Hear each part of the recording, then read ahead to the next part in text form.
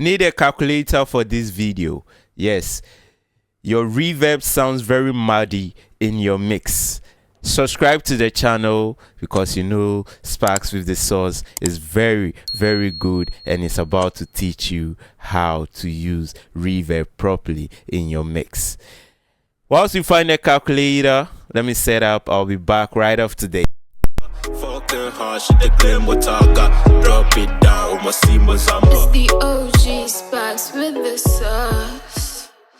Welcome back to the video. So to help us with these tutorials, we have a very good, one of the top artists in Ghana with the name Selly. Okay, so Selly is on Spotify. Check him out. His profile link is in the description below.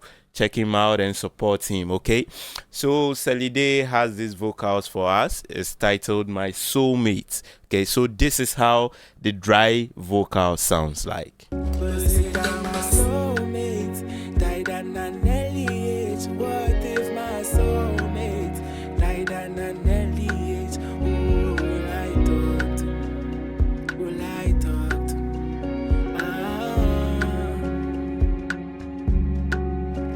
So quickly, let's add a reverb. Okay, you can, with these tutorials, you can use any reverb of your choice, but I choose to go with vintage verb. That's the Valhalla. Okay, so vintage verb, which is the Valhalla vintage.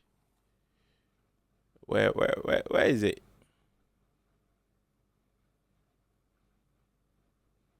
Okay, it's here. All right, so with the reverb on the vocals, let's see how it sounds.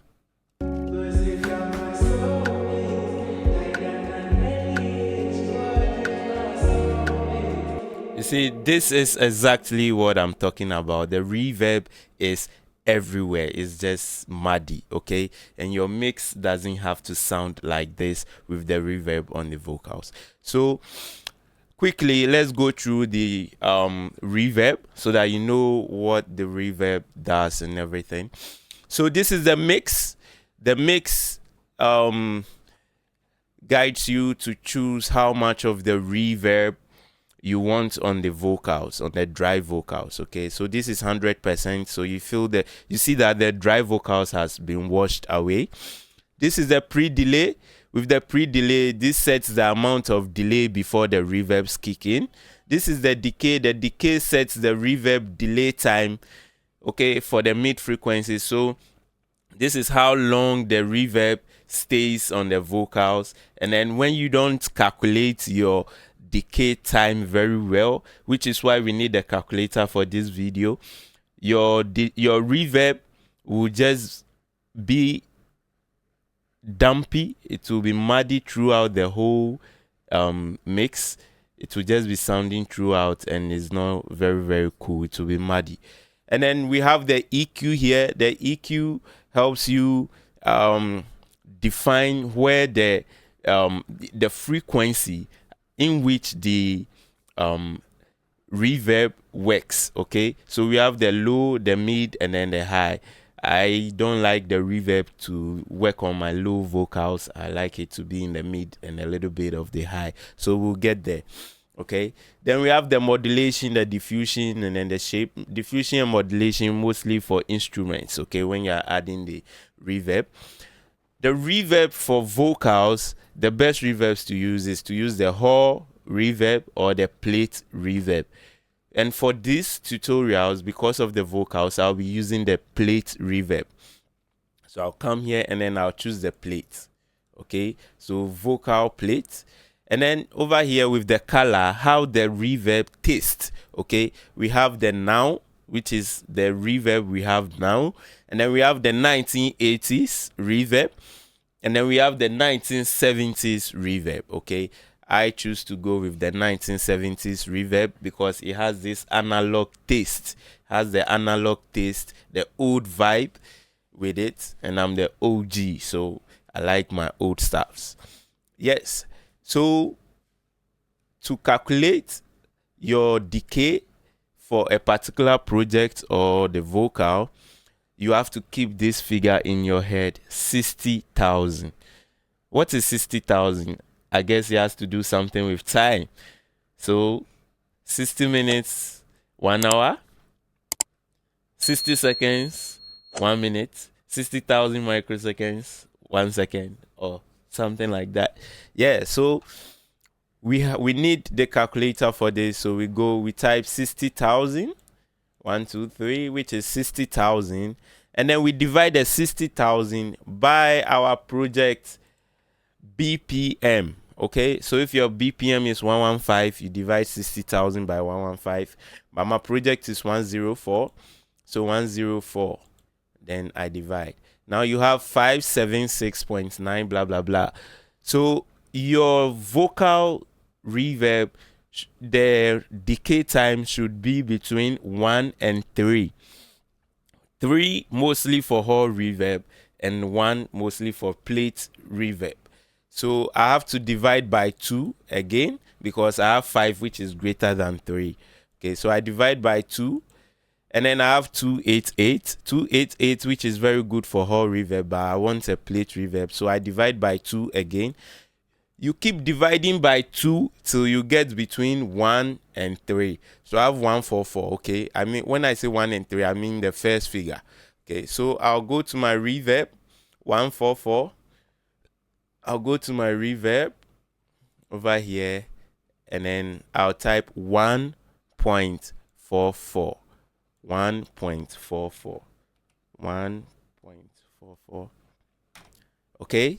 So with the decay time 1.44, I'll now come to my pre-delay. With the pre-delay, I keep dividing by 2 till I get 2 digits. Okay, so I come here again, divide by 2. I have 72. It's good for hall reverb, but I'm going to divide by 2 again. I have 3.6. Okay, 36. So I'll just come to my pre-delay, and I'll select 36,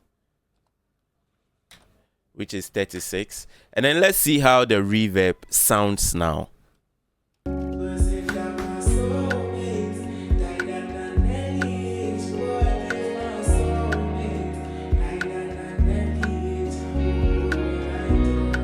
You see, very simple, very cool.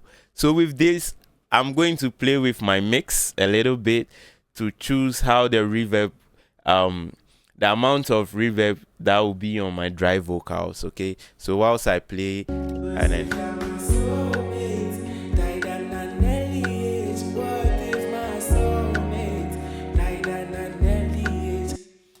so with this, the reverb sounds very tasty. It's not muddy anymore. The reverb is not everywhere just like at first. And then I would like to play with my EQ. I like to cut the low part of the reverb on my vocals. So I'm cutting. So let me just play whilst I cut so that you see.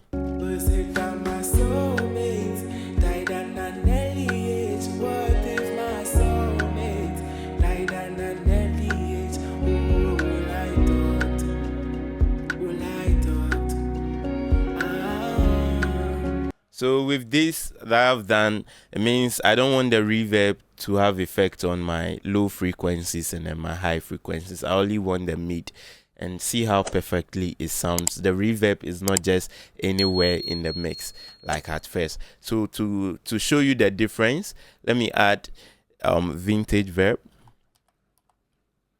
Okay, so let me put off what we worked on, and this is how the reverb was sounding at first.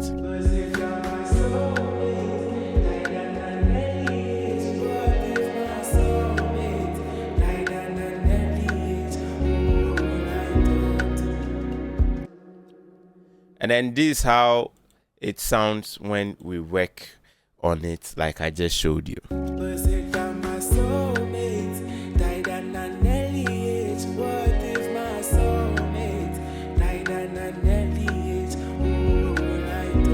Is this not perfect?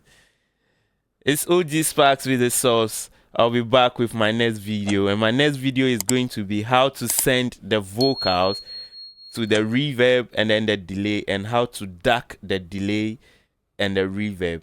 under the dry vocals.